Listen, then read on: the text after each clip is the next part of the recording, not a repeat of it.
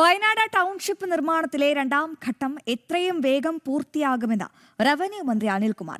സർക്കാർ തലത്തിൽ കൃത്യമായ അവലോകനം നടത്തിയാണ് മുൻപോട്ടു പോകുന്നത്. പുനരധിവാസത്തിൽ ഒരു വീഴ്ചയും ഉണ്ടാകില്ല എന്നും അനിൽകുമാർ പറഞ്ഞു. വയനാട് ദുരന്തബാധിതർക്ക് ഏറെ ആശ്വാസമാകേണ്ട ടൗൺഷിപ്പ് നിർമ്മാണം ഇഴഞ്ഞു നീങ്ങുന്നുവെന്ന ജനം ടി വി വാർത്തയ്ക്ക് പിന്നാലെയാണ് റവന്യൂ മന്ത്രി AP അനിൽകുമാറിന്റെ പ്രതികരണം. രണ്ടാം ഘട്ട നിർമ്മാണ പ്രവർത്തനങ്ങൾ എത്രയും വേഗം പൂർത്തിയാക്കുമെന്ന് അനിൽകുമാർ വ്യക്തമാക്കി.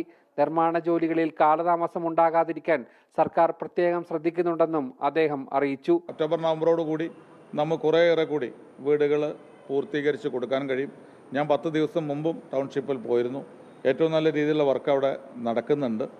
ഈ ഗവൺമെൻറ് വന്നിട്ട് ഏതാണ്ട് 2 മാസം കഴിഞ്ഞിട്ടേ ഉള്ളൂ. ആ 2 മാസത്തിനകത്ത് തന്നെ അവിടെ കൃഷി വകുപ്പ് മന്ത്രി നിരന്തരം അവിടെ മീറ്റിംഗ് എടുത്ത് അതിൻ്റെ പുരോഗതി വിലയിരുത്തുന്നുണ്ട്. ഞാനൊരു 3-4 തവണ റവന്യൂ വകുപ്പ് മന്ത്രി എന്നുള്ള നിലയ്ക്ക് അവിടെ പോവുകയും ഈ കാര്യങ്ങളൊക്കെ പരിശോധിക്കുകയും എത്രയും പെട്ടെന്ന് അവിടെ പ്രവൃത്തി പൂർത്തീകരിക്കാനുള്ള നടപടികളും സ്വീകരിച്ചു വരുന്നുണ്ട്.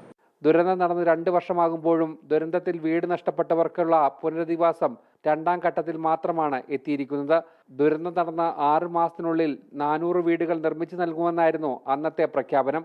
പക്ഷേ 2 വർഷമാകുമ്പോഴും അതിൽ പാതി വീടുകൾ പോലും പൂർത്തീകരിച്ചിട്ടില്ല.